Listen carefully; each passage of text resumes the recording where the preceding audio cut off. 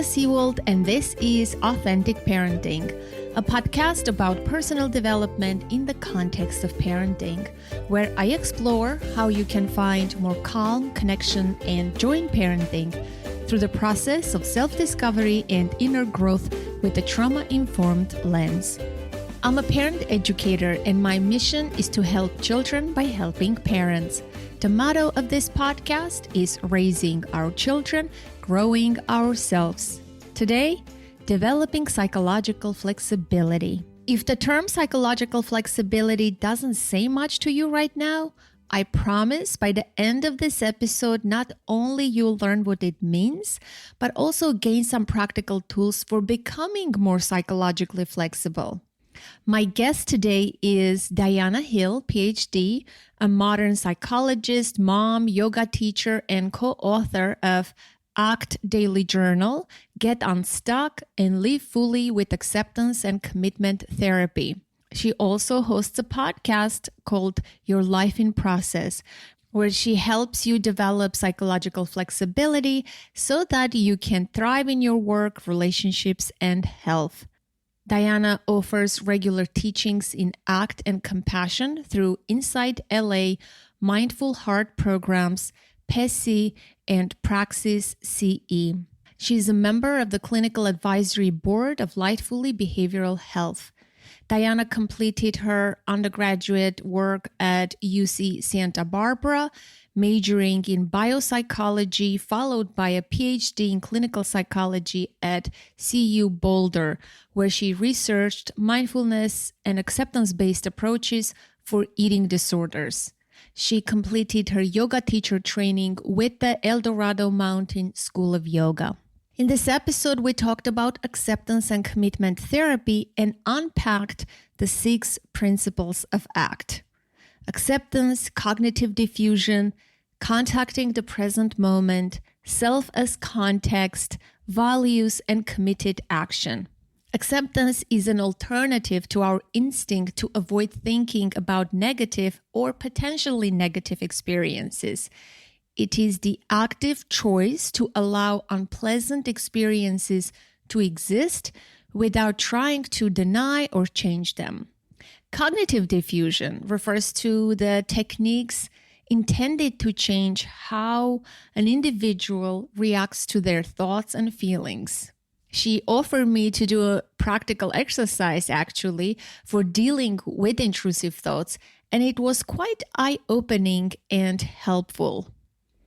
Being present can be understood as the practice of being aware of the present moment without judgment. In other words, it involves experiencing what is happening without trying to predict or change the experience. I particularly enjoyed our discussion about values because I strongly believe that for living an authentic life, we truly need to be aligned with our core values. What do you think is important, one's intention or their behavior? Find out what we had to say about this and discover why making room for unpleasant feelings, sensations, and urges instead of trying to suppress them or push them away is key to psychological flexibility. I know this is something we talk about the podcast a lot. I really enjoyed my time with Diana. It's such a great conversation, jam-packed with interesting ideas and practical tools. I hope you'll gain value and benefit from it and skillfully adapt to life challenges, live more aligned with your values, and find fulfillment. Please enjoy. Diana, welcome to the podcast. Thank you for having me. It's wonderful to be here. We're sharing in sunflowers in our backgrounds here. People can't see us, but we both have beautiful bouquets in our background. I'll share a picture, a screenshot of this video people can see on Instagram. True. I love sunflowers, and yellow is my favorite color, one of my favorite colors. I love colors in general, bright colors. And every year I receive lots of flowers. It was my birthday a few days ago. And if you could see, you won't see it because it's in the living room. all the bouquets are yellow. For some reason, people always give me yellow flowers too, which is interesting. And this year too, last year too, it's like, wow. I always keep flowers in my office as well. And I have a deeper appreciation for them after I had this interview with this woman, Annie Murphy Paul, who wrote the book, The Extended Mind. And in it, she talks about how our mind, when we look at fractals in nature, which are these repeated patterns, like the little tiny circles of the sunflower that lead out to bigger and bigger and bigger circles, it's very soothing to our brain. It's very restorative to our attentional systems because our brains don't have to, they like that they don't have to predict anything. It's just repeating. So I learned about that from her and I'm like, oh, that might be part of it, bringing nature inside and also resting our mind a little bit on a sunflower is nice when, we're also looking at screens so much. So bringing flowers in is always really lovely. Yeah, true. Especially when we do Zooms. I didn't think of that. So tell me about, I think it would be best to start with definitions usually, because we want the listener to be up to date and know what we're talking about here. Psychological flexibility. What is it? How do you define it? Let's start there. Well, psychological flexibility isn't a term that I came up with. It's a term that's been researched for decades, originally by Stephen Hayes, Kirk Strassel, and Kelly Wilson in the 80s when they were starting this program called ACT, Acceptance and Commitment Therapy, or Acceptance and Commitment Training, depending on who you're using it with. And in that program, what they were teaching was a set of processes or approaches to being in the world that would help you overcome adversity, flourish, and perform well and live well in your life. And those set of processes together are called psychological flexibility. So it's been defined lots of different ways. People have many definitions, but the general definition that I have around what it means to be psychologically flexible is it means to be able to stay present, to open up and allow for your full experience, whatever is showing up for you in this moment, to have some space from your thoughts, not just believe your thoughts to be true, and to take committed action towards what is most important to you so that you can live a rich and meaningful life. And that set of skills, like those sets of skills, you can apply to your parenting, you can apply to your depression, you can apply to your athletic performance, you can apply to your work. And they do turn out to be, in the research, some of the core processes that are involved in human flourishing and vitality. So staying present is number one. Opening up to your own experience and staying present with it, right? Which is hard for a lot of people. But we talk about this on the podcast a lot. Then space for your thoughts and not believing your thoughts, which is also hard to do, I have to say, and taking committed action.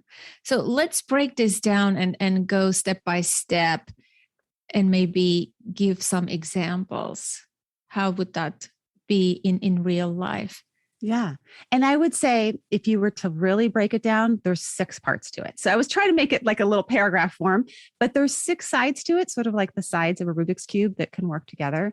The staying present one is one that we all kind of know. I think that a lot of therapists and, just general public knows about being mindful at this point. But with ACT, it's about staying present where it matters most. So if your kid is coming home from school and they start, it's the end of the year here, they're unpacking their backpack and they're pulling out their art from the year and they want to show it to you and you're on your phone. This is a point that really does matter. Like it's a choice point for you to say, okay, this is a point to be present with my kid. And the same is true for maybe your partner you're in a conflict with your partner and he's looking at his phone or she's looking at their phone. That would be a, sort of a point where it's important to stay present. So staying present where it matters is the first component, and being able to have that flexibility of attention. I love that distinction between just general mindfulness. And I think ACT is different because it doesn't require sitting on a cushion type of meditation or mindfulness practice, correct? And you can be mindful what's important. I just love that part, because we don't have to be mindful and present all the time. It's impossible, right? When I interviewed Ethan Kross, the author of Chatter, How to Harness the Power of Your Inner Voice, or something like that, that's the subtitle. He writes in there that our minds are evolved to look at the past, right? We have to learn from our past experiences. We also have to plan for the future. If we were to be present all the time fully, I mean, how could we plan for the future and plan and organize or schedule things, right? So, and I forgot I think 1/3 of the time we can be present. I believe that there was a study that was cited in that book. I could be wrong. I have to go back and look at that. But what I love about what you're saying is, you're not just saying, let's be mindful, let's be present all the time, which is very unattainable and hard to do because our minds either go to the past or to the future. You're saying, be mindful with what is important. That's a choice. That's a choice. And it like takes this burden off of you that you have to be mindful and present. And a lot of people read about mindfulness these days in social media and everywhere. And it's in this common thing, morning routine, mindfulness practice. Like, you don't have to have a mindfulness practice, in fact, to be a mindful parent or a mindful person, right? Yeah. You know, my 12-year-old son called me in the middle of the night, 2-3 nights ago. My kids still call me into their rooms at night. I thought that, like, after we went through the sleep training and they were like, 5, you think when someday you're going to be able to sleep the night. We still don't. But anyway, so he called me in and I was exhausted. I didn't want to go. I first tried to send my husband in. I've done that too. He sent him back. He said, I want mom. So I went in and I laid down in bed with him and scratched his back. And there was a big part of me that did not want to be present. I just wanted to go back to bed. But what my son started talking about was about relationships and someone that he was interested in and he was worried about. And it was like, oh my gosh, this is the moment that I've been waiting for to have this conversation with my son, but it's in the middle of the night. And that's where it was a choice point. And I think that with ACT, what's different about the being present is that it maps on to this other component of psychological flexibility, which is values. And in that moment, I had to pull upon and dig up my values that informed me to stay present, right? Which are, I want to have this is the conversation I've been hoping for with my son to have about his interests in girls, he's interested in girls. So, it's happening in the middle of the night, but I don't really have a choice around that. But what I do have a choice in is how I'm going to live out my values as a mindful parent in this moment. So we have all these, things that we don't have power over or control over, even our own minds and our own thoughts. But where we do have choice is where we place our attention and how we live out our values from moment to moment in the different, life circumstances that show up on our plate. Yeah, this is where I really resonate with you or with the ACT, with the values, because I start my work with every client by looking at their values. I used to say, what are your values? And soon realized that people don't know.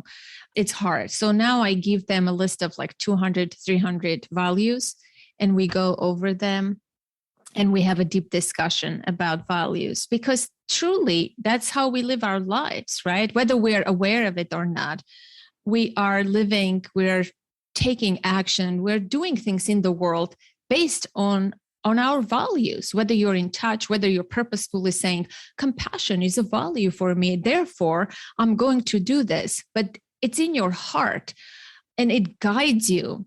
I find that very, very relevant. And second, that choice and where you put your attention is huge, right? Attention is a resource, a very precious resource that we have. And unfortunately, these days, so many things are competing for our attention And I emphasize this. I'm writing a book for parents, and I emphasize this attention part a lot, that it's one of your three main resources. And you can't just dispose of it, because once you dispose of it, it's gone. Then you can't give it to things that matter to you. And I think we have to be very intentional and purposeful how and when we use our attention. I don't think it's just a nice sentiment or a nice sentence. I really want people to be protective of their attention and their time, because attention and time often go together. And I love that example. It's very relatable. Our attention is a resource, and especially in parenting. But I think where values come in for me is values are the qualities that we bring into our actions. So if someone were videotaping you throughout your day and you were to rewind that videotape and watch it, would that map on to the type of person that you want to be in the world? And oftentimes we think that we need sort of the circumstances of our lives to line up in order to live out our values, but we can live out a value of being kind or being compassionate or being inclusive at the grocery store or in our therapy office or in our relationship with our sister.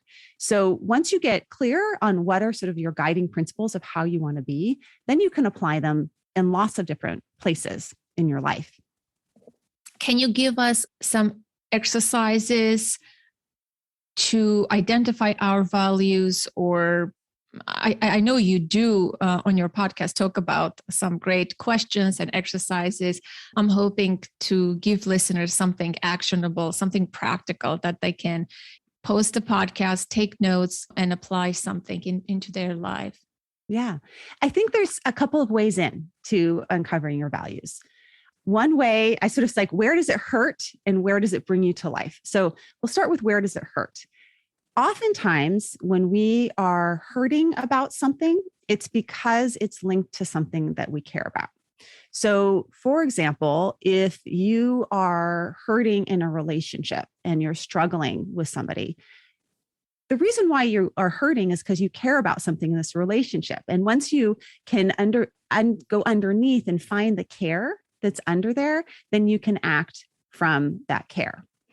Regret is another example. Daniel Pink's Power of Regret is a fantastic book. And in it, he talks about looking at the things that we regret in our life and using those as principles to guide us towards how we want to be in the world. So some of those regrets, he talks about sort of some main regrets, like people have foundational regrets about not caring for their body in certain ways, connection regrets. We have regrets around not being bold, and we have moral regrets. So these types of regrets that actually tell us what our values are. Oftentimes we turn away from pain, but turning towards it and looking at it and saying, what is it that I care about in here that's contributing to making me hurt right now, can help guide us towards taking action towards our values. So I said we can look at values through where we hurt, but we can also look at values through what brings us to life, what brings us vitality. And if you rewind your day, like if you think about yesterday or even just today so far, depending on where you're listening to this, and you think about the day, what parts of the day brought you the greatest sense of meaning, vitality, curiosity, interest? Like when in your day did you feel like you came to life or you felt in some way connected? Most likely it's not like the things that you think it is. It's like, it's little things. Like for me, it was picking fava beans in the garden with my kid yesterday. And then we were peeling fava beans at night, and he loved it so much. He wanted to bring the fava beans into the bed while we were reading stories so he could continue doing it. And when I think about my day, it wasn't like the biggest thing that we did, but it was a really meaningful thing. And it points to what are my values, right? The things that I care about around parenting, around connection, around being in nature. So at the end of your day, you can ask yourself that question, like what hurt today? How did that point to my values? And what was meaningful about today? And what does that show about what I care about? I love that. I absolutely love that. And you're so right. We don't need big things, right? Big moments. I think usually it's those ordinary moments that give us meaning and pleasure and freedom and connection. And for me, one of my values is authenticity. As you're speaking, I am trying to rewind my yesterday and see my hurting point, and there was one, and what gave me joy or meaning or lightness or authenticity or brought me lightness, I would say. I think this would be a good exercise to include in your nightly ritual, right? Just to, not every day, maybe, busy parents may not have time, but I think from time to time, just to rewind maybe the whole week and see, what stood out to you as a negative thing that hurt you. I want to share this. I was hoping a friend of mine who I consider a very dear friend, it was my birthday. I don't care about birthday gifts or anything of this nature. It's not about the gift. But I was hoping this person would recognize that it was my birthday. I see this person every day, and this person is my very good friend. And nothing from this person, just an empty, happy birthday. And I was so disappointed. And I'm like, I'm a grown woman. Why am I so disappointed in this? What is underneath my disappointment? Because disappointment is not a feeling. Like, why do I even care about this? And of course, I do care because it's meaningful, this friendship. And I want to feel that I matter to this person. I don't need the gift or a card or flowers, but I think actions speak louder, right? In this case, she may have had an intention. I was having this conversation later on with my husband. I'm like, I feel hurt to some degree or disappointed. And my husband says, she might have had a good intention. She's busy. She has children, I'm like, yes, but intentions don't matter. Actions matter. Like, I am an actions person. And we had this philosophical debate. And I would love to hear your thoughts too. What's important to you, intentions or actions? Because you may have the best of the intentions, but if you're not acting or showing with your behavior, I honestly don't care about your quote unquote good intentions. So I want to hear your thoughts about intentions versus behavior or action. Well, I'm a behavioral psychologist, so I really am. I'm a big believer in behaviors, but behaviors are actually what can shape our intentions. I do think that actions matter, but I want to rewind to that, and I can talk more on that, but I want to rewind to what you were saying about your friend and the feeling of disappointment, and what underneath that was a feeling of wanting that I matter, and maybe also potentially a value around connection, right? Because in a relationship, at the core of I matter is that we are connected, and that you show that to me and I show that to you. And I think what's challenging in this situation, what can be challenging in relationships, is that you can't impose your values on your friend. True. All you have power over is your actions.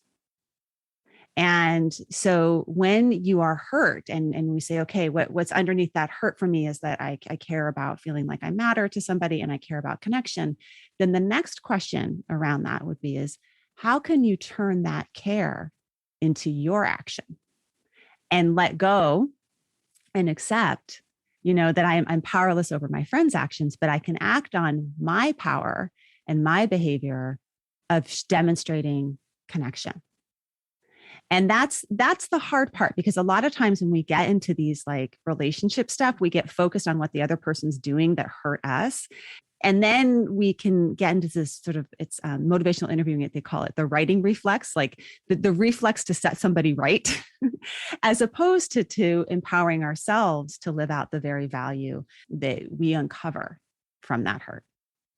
Yeah, no, I am not the type of person who would say, I'm going to punish her or I'm going to withdraw my love or connection, even though there was something in my mind. I'm like, maybe I shouldn't be so giving or so attentive, but it's my nature. I don't care how others are. I'm still going to show up the way I want to and do what I care about. because ultimately that's what matters to me. That gives me meaning, purpose, joy.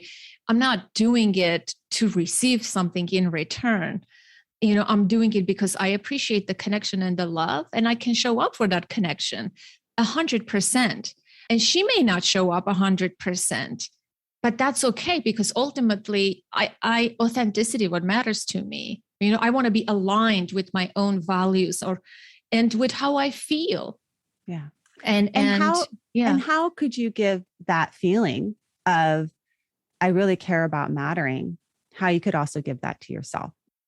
So that's where self-compassion is sort of embedded into each and every one of these processes as well. So when we're hurting, our instinct is to turn away from our hurt, which often can be to turn away from our values, or to turn away from ourselves and not give ourselves compassion. And what's interesting about compassion is that it fits into this model so well because it has built into it an acceptance component, which is another one of those 6 core processes of psychological flexibility, the ability to open up and be with and stay present with something long enough so that you can choose your values, right? Or stay present with something so that, often your values are in the same direction of what is painful for you.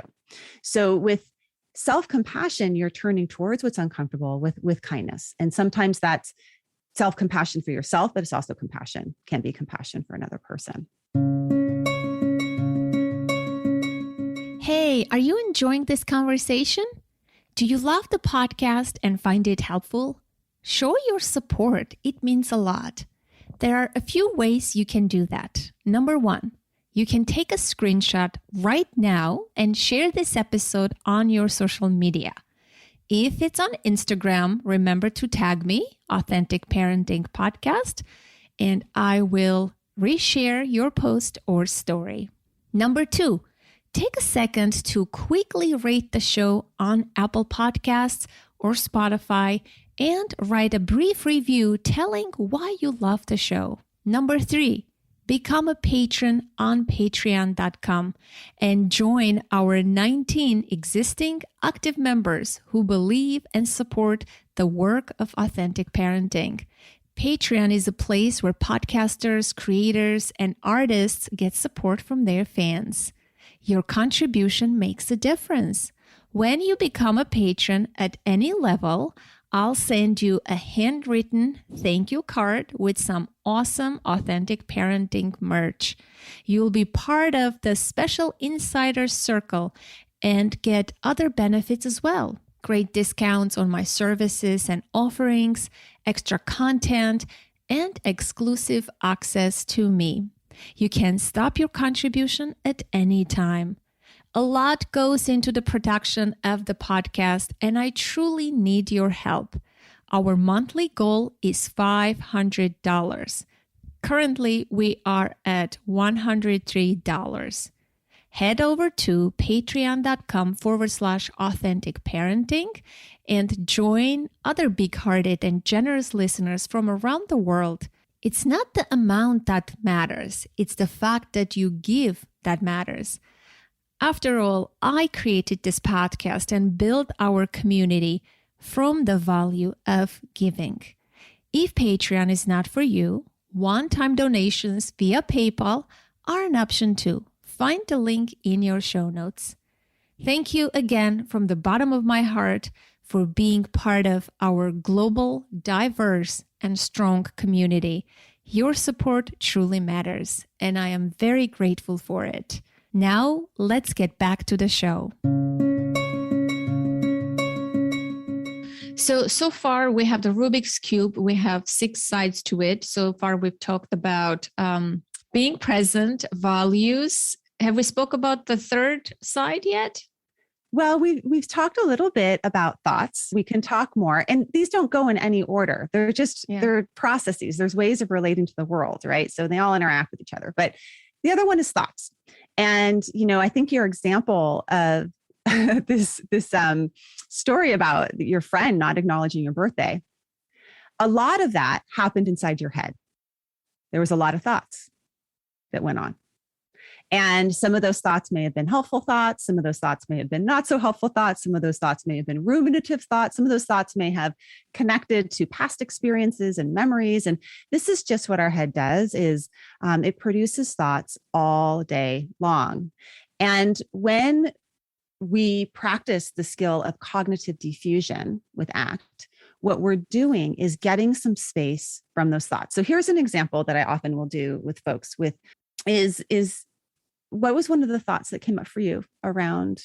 Do you mind if we keep on using? Yeah, of course. Yeah, you so can, because it's a fresh example. And to begin with, I had a birthday party that day. It's a long story, and I don't usually check my email on weekends, and I did check my email. I received a very unpleasant email from a client, and I just could not let go of the things that he said in that email. It was very disturbing, and I thought it was a spam. This could not be my client, right? He was accusing me of something, and it was very startling. And I'm like, wait, shall I address this now? It's the weekend. It's this long weekend. And that was already brewing in my mind. I had a lot of thoughts about that. And I tried to be present. And, I went for a walk and did everything that I could not to be absorbed by this email. And then I had a good day. But then when this happened, it was this, cumulative experience. So I already had this negative sort of state. And when the friend didn't acknowledge my birthday, it sort of amplified that action. If the friend had done this on a different day when I was happy, in my own happy mood, that might have not disturbed me so much or annoyed me. But so I had that background thing going on. And the thought that was coming to my mind was, I can't believe it. That was I can't believe it. So how could she not? I was taken by surprise. Mm-hmm. I love that example because you're talking about sort of like the weather systems of our mind, right? So it's like it was already kind of stormy in there, and you're already in a place that maybe was more sensitive to a negativity bias or more vulnerable. And there's also just the vulnerability of your birthday, all these different things that kind of contribute to our mind having a tendency to lean one way or the other. Sometimes I'll give the example of middle of the night thinking. When you wake up in the middle of the night and something is so urgent and feels so crisis and so important, and you have to figure this out now. And then when you wake up the next day, it's like, why was I so upset about that? Right? Because I was in a different weather system. I was in the middle of the night weather system, which is just evidence that our minds aren't always the thing that we can believe or we can always trust. And our minds can be really sticky. So these thoughts can come in and you can get an email, but you're still thinking about the email, even though you're at the birthday party, and you're still thinking about the friend, even though you're in the therapy session, right? So the question becomes, what do we do with these sticky minds and these thoughts that can be quite unhelpful? And for a long time, what psychology has done and what traditional cognitive behavioral methods have done things like rationalize or challenge your thoughts. So you and I could go back and forth around, I can't believe she did this. Is that rational or not? Is that, should you have that thought or should you not have that thought? But the nature of that is that the more that you get entangled in the thought, the more entangled you are. It's like, a bit of a quicksand experience. You're trying to figure out the thought and rationalize, and you're deeper and deeper in it. With ACT, what we do is just acknowledge it as a thought and allow it to pass through our mind like you would a weather system. Like you would, a thought, if there's a sky behind that thought and the weather, a cloud comes on through. When I spoke with Stephen Hayes, he's the co-founder of ACT, I've spoken with him a number of times. The last time that I spoke with him on my podcast, we talked specifically about thoughts and this cognitive diffusion component. And one of the things that he said was, what if you were to pay attention to the space between the thoughts instead of the thought itself? It's like pay attention to the sky instead of the weather. And that's another way to kind of look at it. But I think that it's tricky because the more we try and fight thoughts and the more we try and rationalize them, the more we're going to be caught in them. They amplify. They just take you and grab you, and you become the victim of your own thinking. For sure, we've all been there. But what could I do? A practical exercise. I think you were about to do with me or share with me. Yeah. Yes. Okay. So the thought is, I can't believe, what was it? I can't believe this. I said, I can't believe she did this, or something of that nature. Yes. Okay. Okay. So I want you to imagine, I can't believe she did this. And I want you to imagine that were like written across your hand. Okay. And actually, sometimes I'll have clients write it across their hand. I can't believe she did this. I'm not going to do that. Someone else might see it. Yeah. God forbid someone should see what goes on in your mind. Oh my gosh, right? It would be a terrible thing if someone saw what went on in my mind, right? But these good things go on in our mind. So I can't believe she did this.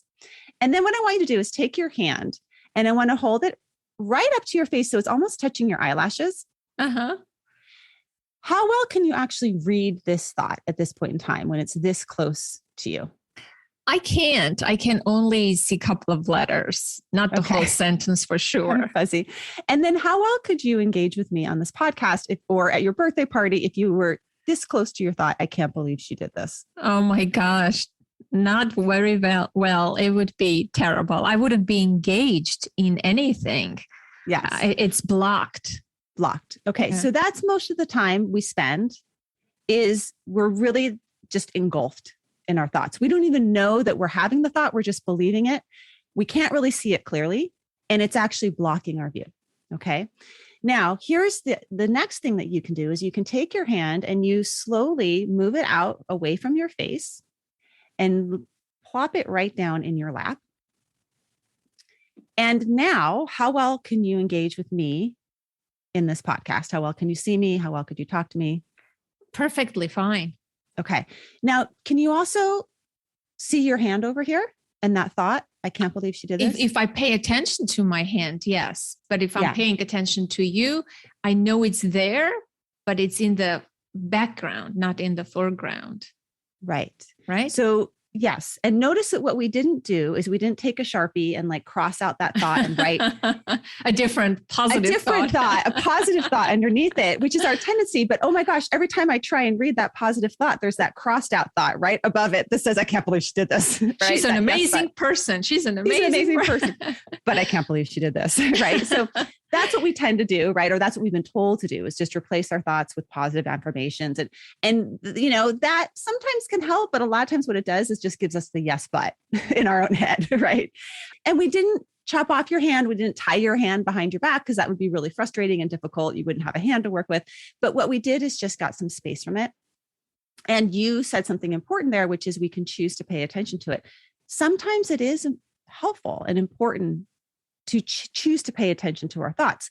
For example, earlier on when you were talking about planning mind, it's helpful to have a planning mind and choose to pay attention to our planning mind. It's not helpful to be in planning mind when we're at a child's recital. When we're at a child's recital, we're in present mind, watching the recital, appreciating our child. This is changing. It's never going to be like this again. But if we're in planning mind, thinking about, how am I going to do X, Y, and Z at work, we're missing out. So our thoughts we can pay attention to, or we cannot pay attention to, but ultimately it's us that gets to choose and our values that help us choose whether or not to pay attention to our thoughts. Very empowering. I have to remember this and maybe even write down some thoughts that come up from time to time just to do it as a concrete example instead of just an imaginary hand. I think it would be pretty cool. Thank you for that. This was great. What's next? So we talked about thoughts, we talked about values, we talked about being present. What's the other side?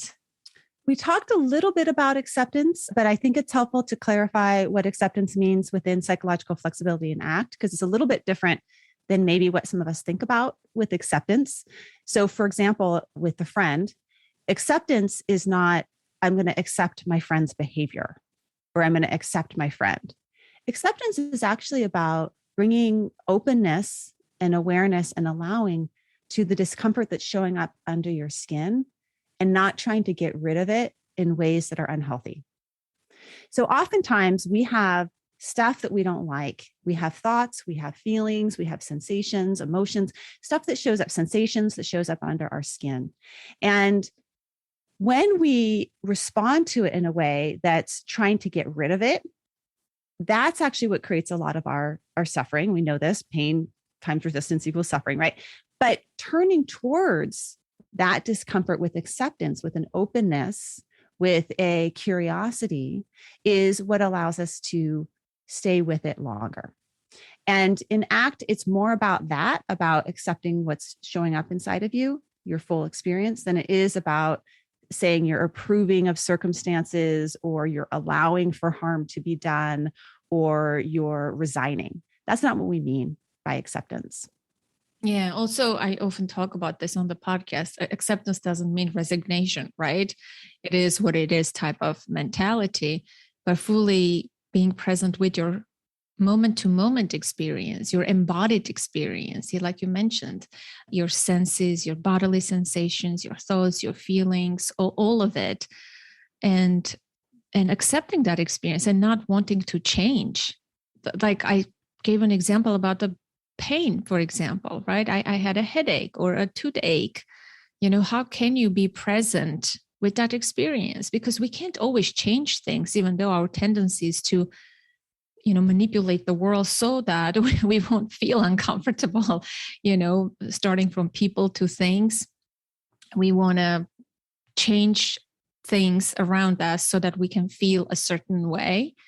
Whereas when you just drop all your agenda and tune into that experience, which I think is hard to do for a lot of people who were not taught that as a skill, or who were not raised in a parenting paradigm where your emotions were welcomed or your experiences were welcomed, right? A lot of adults are so disconnected from their true nature of what they feel. They don't believe their feelings, what they're going through. So it's unpleasant. And, as a young child, your parents didn't like that you were angry, or they didn't want to see you. They reprimanded you when you were sad, or there's nothing to cry about. You're not scared. No, you're not scared. Those kind of, I think the upbringing plays a huge role in how we are today. In reality, it's not that scary to be with your moment to moment experience. Yes, it doesn't feel good, but not everything in life has to feel good to be a normal life. And I think, I learned this the hard way, and I'm okay with experiencing pain and staying with my experience. From my own traumatic childhood experience, I don't want to go into detail. The listener knows when I experienced the earthquake when I was 13, I lost everything, including my mom.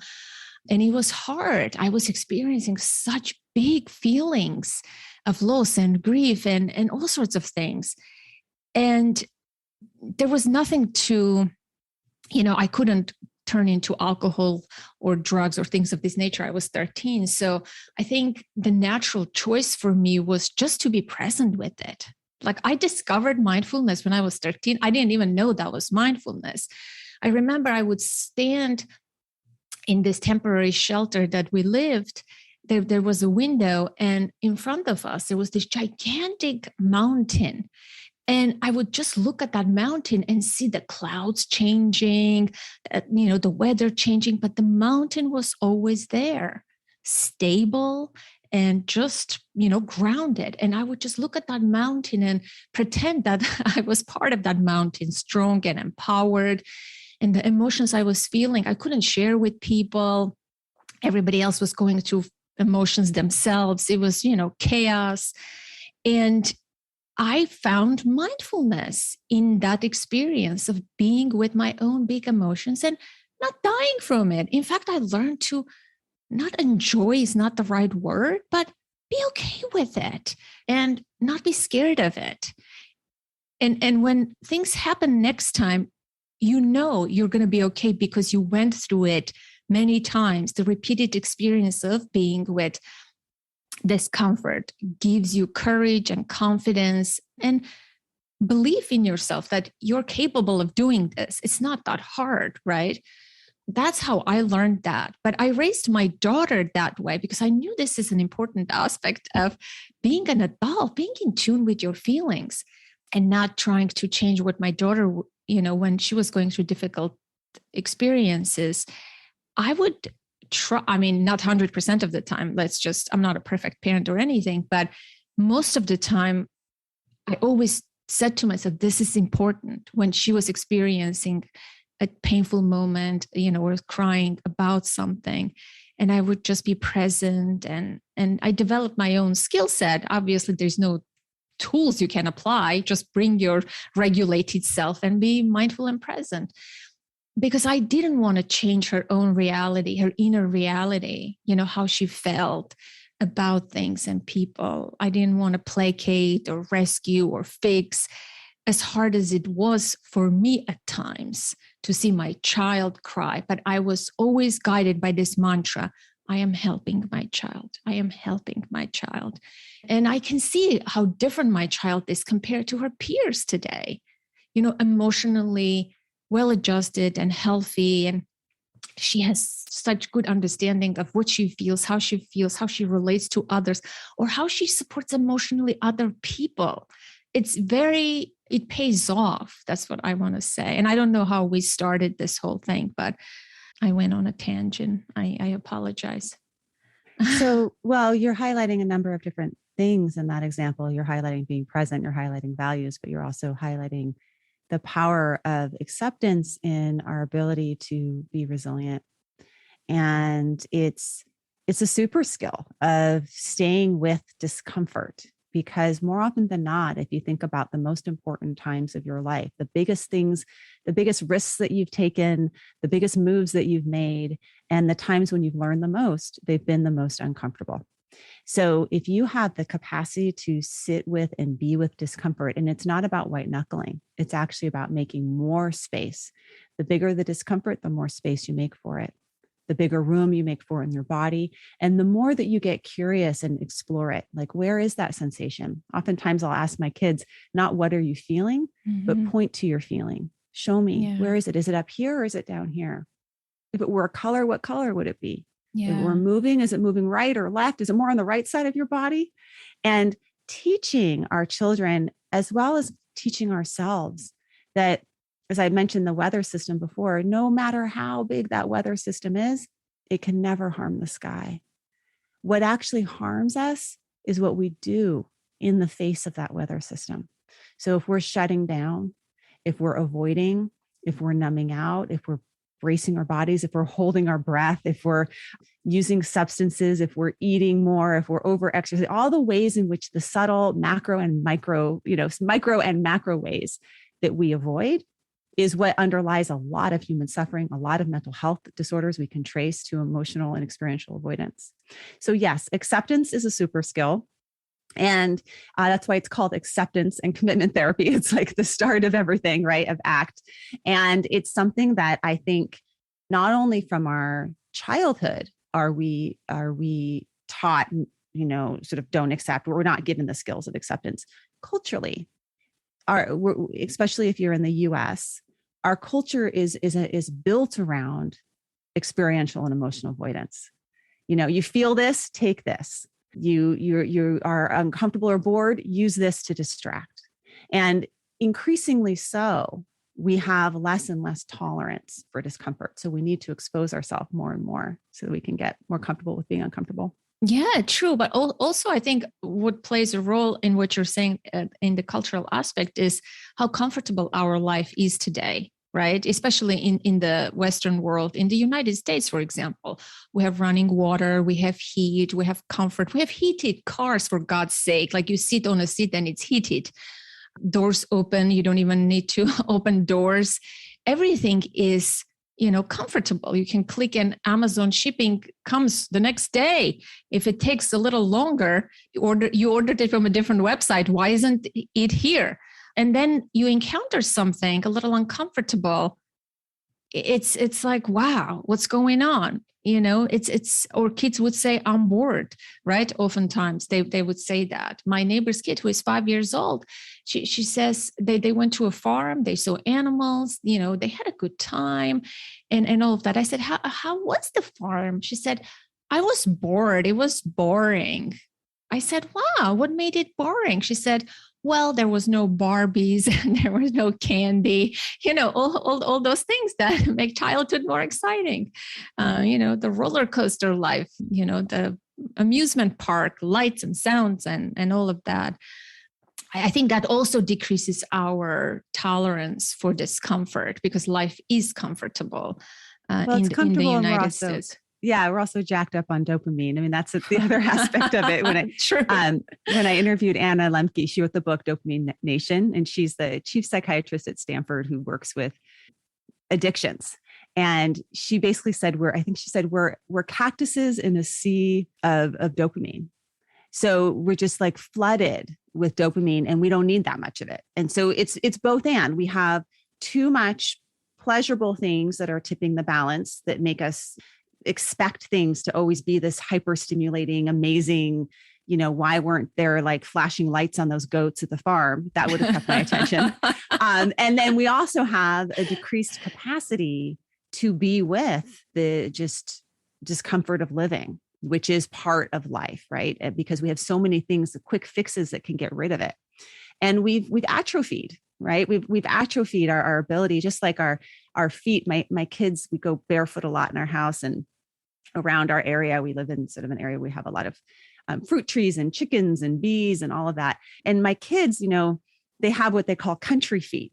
They can climb trees, they can walk on gravel, they can pretty much cross most anything barefoot, and they prefer to go hiking barefoot because their feet have gotten so strong from being exposed to so many different surfaces.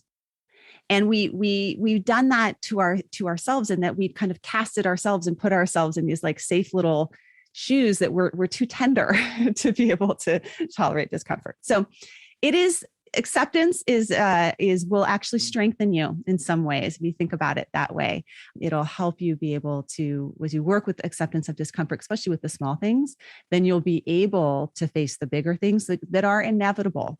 No one is immune from death. Nobody is immune from illness. Nobody is immune from natural disaster. Everyone will experience some of these things and all of these things in their lifetime.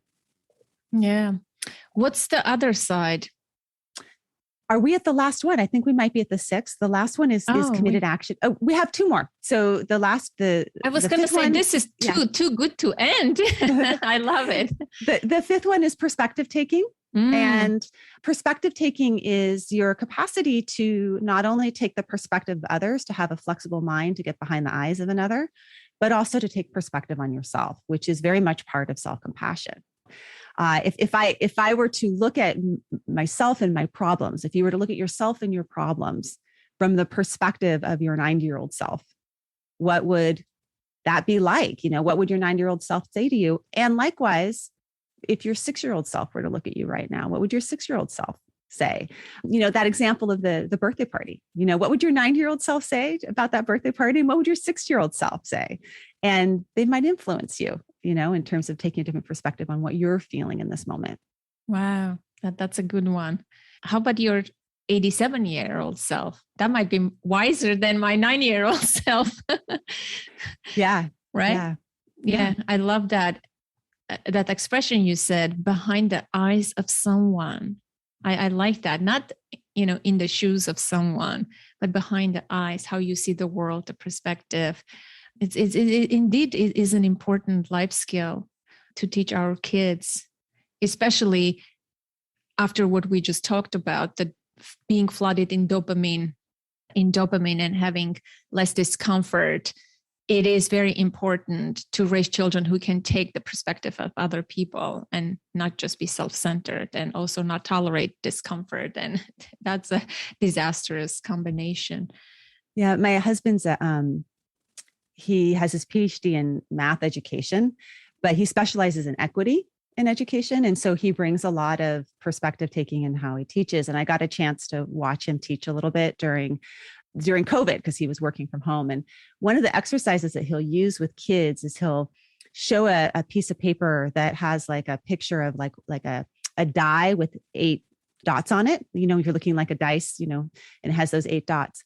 And he'll ask 2 questions. The first question he'll say to a kid is, how many dots do you see? And most kids can count 8. And then the second question he'll ask is, how do you see it? And one kid will say, I see, 4 lines of 2. And another kid will say, I see 2 lines of 4. Right. And if you ask enough kids, you'll get maybe 3 or 4 different ways that these kids see these 8 dots. So yes, there's an answer, but there's many different perspectives into that problem solving. And it's helpful for us to remember that not everyone sees the same thing, sees everything the way you see it. Not everyone's in the same context that you're in. Not everyone had the same morning. Not everyone's birthday is today. Not everyone got an email this morning that, triggered them. And when we have that ability to see behind someone else's eyes, then we can understand better. And we can also change our perspective. Because perspective taking isn't just about seeing behind the eyes of another. It's also about being open to the possibility that your perspective could be changed. And we need to do more of that. And we need to coach our children on how to perspective take. So he's doing it in math education, but we do it as therapists all the time. And then we can also do it as parents. Yeah, I absolutely agree. Okay, so the last one, the committed action, right? Yes. Let's talk about action. Yes. So committed action, ACT is a behavioral psychology. It's all about action, as you mentioned earlier. And our lives are the building blocks of the habits that we've done over time. Your skin is your habits of sunscreen. Your health of your teeth is your habits of your teeth brushing. It's not just about the intention to brush your teeth. It's about actually brushing your teeth. Your dentist knows that.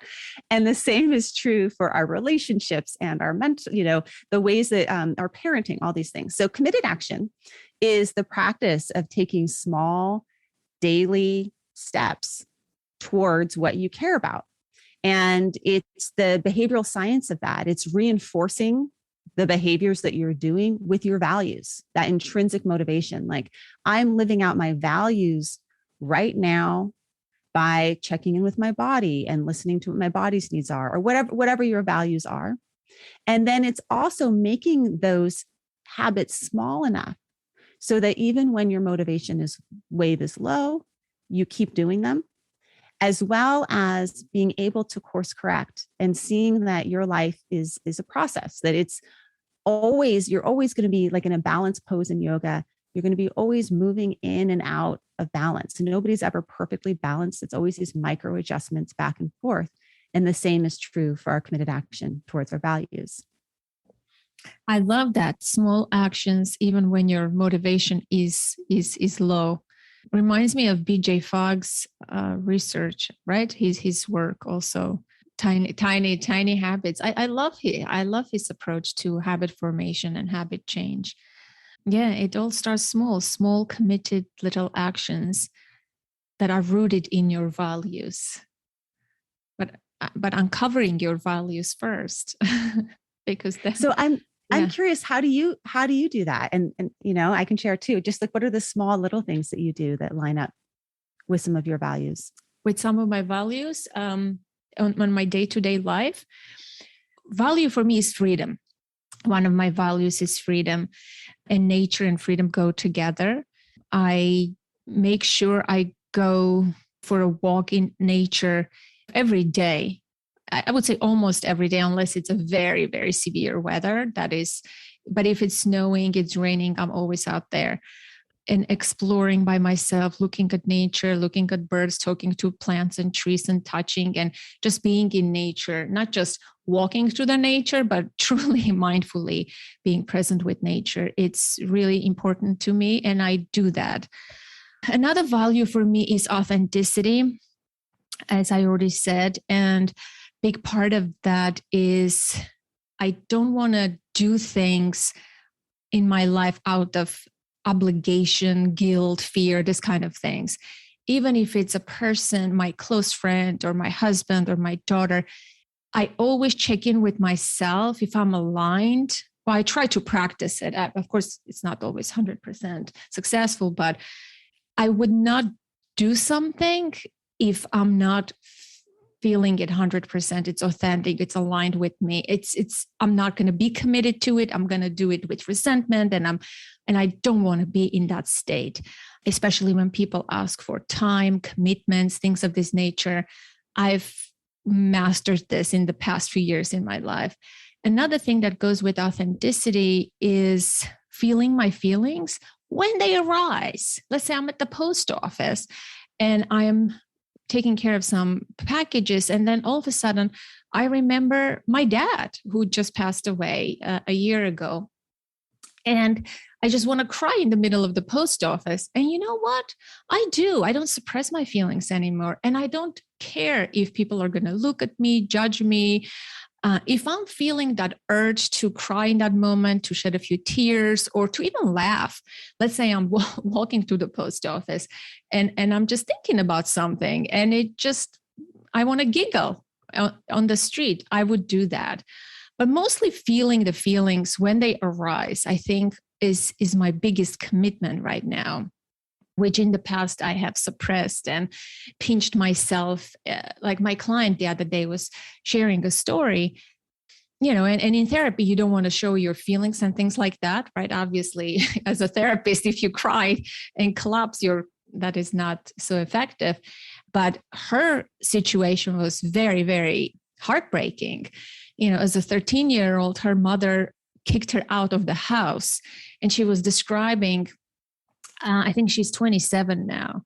And she's describing to me how she was just walking on the streets, and she's telling this as a matter of factly. And I'm sitting there picturing my 13-year-old. My trauma happened at my 13, and my daughter is like now 14. And I was flooded with a lot of things, and I just separated my thoughts, my own feelings. And I asked her to describe how she felt, what was going on inside of her. I don't want to hear like a descriptive thing, but a feeling. And when she started telling me how scared she was, how lonely, and all the things that she felt in that moment, and it was this rainy day, and she didn't know where to go, I just started crying. And because it was this human emotional moment. And she looked at me and she says, "Are you crying for me?" I said, "Yes, it's a heartbreaking story. I feel that pain of that little girl who was on the streets." And she was laughing. I said, "But you're laughing. That laugh means something too." And that allowed her to start crying. She started crying. And obviously I wiped my tears and I was present with her. But it helped her. And I didn't want to suppress my feelings in that moment. Why should I? It's a natural moment. And I feel the pain of another human. So compassion is one of my values, authenticity. So that's how I practice. When I'm feeling something, I don't want to suppress. If I'm saying goodbye to someone and everybody is in a happy mood and I have tears, I am going to cry at that goodbye party or on a podcast. Sorry. Mm-hmm. Yeah. Or on a podcast. I've cried many times on the podcast because that's an authentic moment. And why would I, shortcut this flow of this natural emotion in me? Mm-hmm. Yeah. So I feel like that's an example of your psychological flexibility and your awareness of how you want to be in the world and your acceptance of that sometimes means it's uncomfortable to show an emotion that other people may not want to see or they're uncomfortable with. You're not rescuing people from that discomfort. And also, I think there's values there too in how you're modeling to your clients, authenticity and encouraging that in them. So yes, that is an example. Those are all examples of small daily ways in which you've incorporated psychological flexibility into your life. And they're really beautiful ones. Yay. Is there a test or quiz people can take to find out if they're psychologically flexible? I'm just curious. Yes, there's different psychological flexibility assessments that you can take. I don't know how accessible they are to the general public. There's the Valued Living Questionnaire, which is one that people can just Google. They can find that online, where they look at some of their core values and how lined up they are with their values. There's the more like questionnaires that also ask about like diffusion. There's a diffusion questionnaire. I can send you some of them if you want to put them in the show notes. I would love that. Yeah. Yeah. But I give a few of them at the beginning of my in my intake with clients to assess for that. And how about yourself? What are like top 3 or 5 values that you live by are important to you? Number one of them is that I'm discovering more recently is creativity. I really value being creative and exploring that creativity in my parenting, in my practice, in my physical movement. So I started taking an African dance class with a friend of mine at the beach on Sunday mornings. I post on that sometimes. I've seen on Instagram. Yes, I have seen it. About my dance class. I will say that I didn't grow up as a dancer. I haven't danced much in my life. And it's so fun to be creative in that way and just let go, but then also bring that creativity into my therapy practice of not always sitting in the same space with my clients, getting out, doing more physical movement with my clients to demonstrate things. So that's something that I try and brings a lot of vitality to me, to be creative.